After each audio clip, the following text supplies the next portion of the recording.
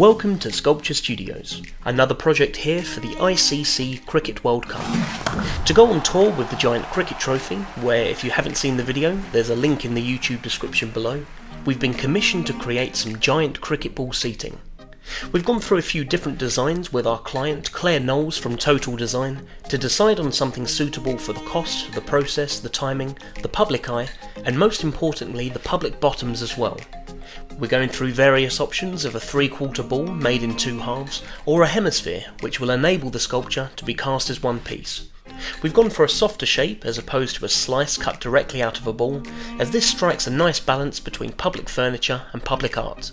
Rather than this being a smooth, flat shape with some painted lines, Claire's approached us for something more sculptural. About to make a cricket ball seat. So we've got a cricket ball in here, and they're not quite as perfect as you might imagine. There's lots of stitching here which is out of line, and the surface of the cricket ball is slightly is undulation. So, going to carve it from polystyrene. Through there, we've already cut the centre line through the poly, so we can then separate the two and make a mould from it. And also, it gives us our centre line right through the centre of the stitching. So when we come to join the two halves together in fiberglass, it will just marry up quite nicely, and there's a little clean up. And then add all the stitching, and it should look very nice. So far, we're just trying to work out from the centre line the thickness of the stitching to its maximum, and then we'll cut out the seating area afterwards, which will be through here, coming up through there, and we'll round everything off, and it's got to be big enough to hold two people to sit on, and a rubber silicone mould, and then 25 cast off.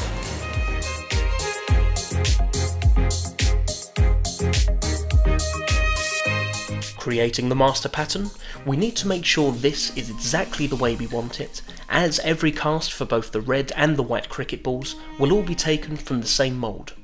We're toying with the idea of using a real rope for the pattern, but this worked out to be fiddly and inconsistent, so we're using good old-fashioned clay and sculpting the stitching by hand.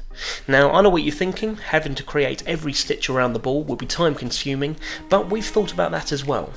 What we're doing is creating a small section from clay and going over with a plaster of Paris to create a quick plaster mould. When the mould has set, we remove the clay from the interior and we clean this up, and we go in with effectively a talcum powder or a baby powder as a sort of release layer. We then push clay into the mould, place this on the next section of the ball, and the baby powder helps release the clay like cookie from a cookie cutter. We're sure to clean up the pattern afterwards, but this ensures everything is relatively uniform all the way round.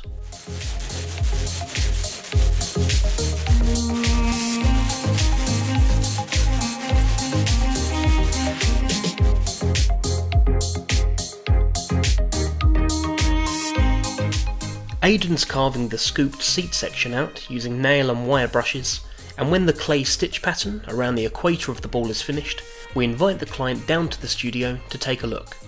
Biscuits are always a must in the workshop as a sort of rite of passage for our clients, so if you're a prospective client you know how to get your foot in the door, and a cup of tea or coffee whilst talking the project through. We've invited Claire down to the studio at this point, as any tweaks or changes to the pattern can still be made. Once the mould is created, however, it's very difficult to go back. The thing we love about this project is that after being commissioned to create the giant cricket trophy, Claire actually fought for us to win the entire project with the cricket ball seats as well, for which we're very appreciative. Though they're both for the same sporting event, they're very different projects. One is a one-off piece of sculpture with bespoke elements and internal metalwork, and the other is a production run in glass fibre. The good thing about the cricket balls is that we can keep the project here in-house to complete all of the work, that is until we start running out of space when we have 15 of them lined up waiting to be painted. Right, now this has had multiple layers of silicone rubber applied and all the little locator tabs are on. We're going to go over with a blanket coat of glass fibre to create a jacket for the mould, and this will help keep the rubber in the correct shape when the master pattern is taken out, ready for casting.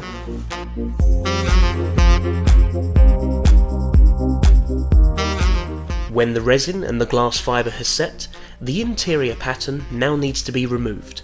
This involves taking out the bulk of the polystyrene and then removing the clay from the detail in the rubber. If taken proper care of, this mould can probably be pushed all the way up to around 30 or 40 casts. This is before the mould gains some proper wear and tear, but this will be more than suitable for the 25 casts we have planned. We've invited Claire down to the studio, along with Jem from Red Sky at Night. Jem will be handling the movement of both the cricket balls and the giant trophy, and they've come down to the workshop to talk through any problems and to make sure everything's all on track. When the inside of the mould is cleaned up, we first go in with a white gel coat layer. This works as both a base layer for the artwork for the 13 white cricket balls that we're creating first, but it also creates a smooth surface in all the detail that the fiberglass alone wouldn't reach. In order for these to be weighted down, we're having metalwork created so a bar can be installed inside to hang weights or sandbags over. This will just ground the sculptures generally and save them being moved too easily when they're pushed or sat on, but most importantly, it's so that people don't think they can just run off with one. This metalwork will be treated so it can withstand the elements of being outside and will be installed by laminating fiberglass at either end.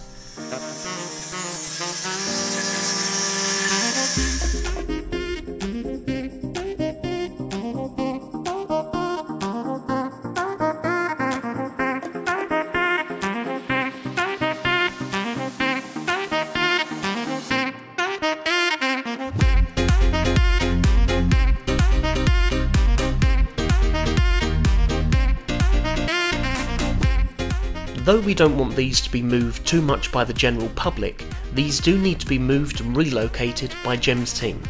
We're creating little cutout sections at the base of each sculpture, and this will just create a handhold point, as these will be difficult to move otherwise once they're weighted down. So do you feel like quickly talking me through the multi-step process you're going through here? Yeah, it's developed and it's got busier and busier. But we've gone over with a general grey. We're using rubber mats to create the stencil, then we're touching in a heavier grey on the actual lighter stitching and then top coating afterwards. But it's all taken a long time, so there's about 7 processes in the total. But hopefully it should look good. If you come over here, see this one here, it's a bit more finished. And with the highlights on here as well. And on top of this, we've got to lacquer the whole thing as well and then make it pop up a bit. And we like all the defects in the actual process as well, or the actual ball sculpting. It's just really like highlighting the stitching more. So yeah, I think you're looking really, really good. This is really hand done. Jess is going over with the airbrush. Kieran's going over with general colours to give a complete base cover first before Aden goes around all the outlines and just neatens everything up generally. And it looks like a real leather. How does it look, Aden? Organic. Organic. Very nice indeed. Very nice. Transportation has been organised for the collection of the 13 white cricket balls, and this will help clear our space and allow us to crack on with creating the 12 red cricket balls for the second batch. Considering we've tried to get a really first-rate finish on these, you would have thought a larger van would have been ordered so that nothing needs to be stacked on one another, but we just have to pile up the blankets to protect everything as best we can. To ensure that we're well on track with meeting the deadline of this project, whilst the manufacturing process has been taking place here in the studio, we've had the base coat colours applied by Sam and his team from SH Bodyworks.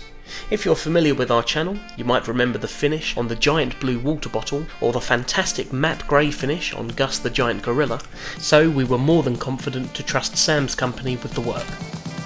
Here we are, we've just finished the white thread work on here. We're lacquering over it twice now, and there's a little bit of overspill here, so we're going to polish this up really nicely so the whole thing's got a beautiful lustre on the complete ball. It just gives it a lovely, lovely shine to the whole thing. But looking really, really nice, and it's good to have some of the theatrics of this thread actually being raised is instead of just stickers being put on. Gives it a much more sort of cricket ball feel to the whole thing.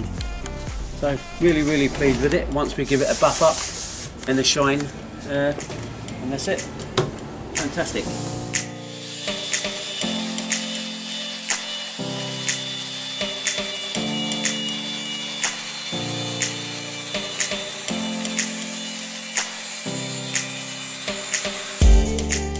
Although glossier than the flatter, more semi-sheen look of a real leather ball, hopefully you'll agree that these pop amazingly when they're out in the sunlight. The aim was to strike a balance between realism, street art and practical furniture, and we're really happy with how these turned out. To protect the bottom of each ball, and potentially protect whatever floor they're going to be sitting on, and any little wandering hands, we've done a little R&D into rubber trim seals to go around the base perimeter. Oh, here we go, speaking of wandering hands. We've ordered numerous samples to make sure we have the appropriate thickness for the glass and the correct sort of grip, and now we're cutting strips to a template size and using a mastic sealant to fix these onto the sculptures. These were then picked up and transported all around the country in sets of 5 to various cricket active locations in the UK. Claire has sent us some fantastic final shots of the sculpture seating being enjoyed by the public, and hopefully they inspired an interactive and laid-back engagement all round.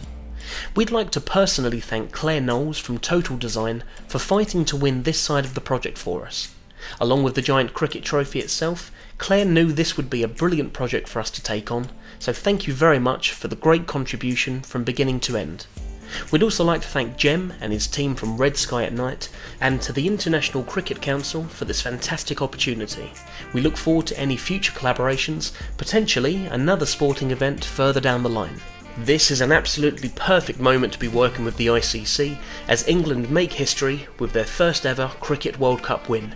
A fantastic project with a fantastic result for the team and for the nation. Please feel free to leave any comments below, as they're always appreciated, and hit the subscribe button for our latest videos. You can like Sculpture Studios on Facebook and follow @Aden Hynes on Twitter, and for more of our work visit sculpturestudios.co.uk. Thank you very much for watching. This is the moment, it's Archer to Guntle, 2 to win. Guntle's going to push for 2, they've got to go. It's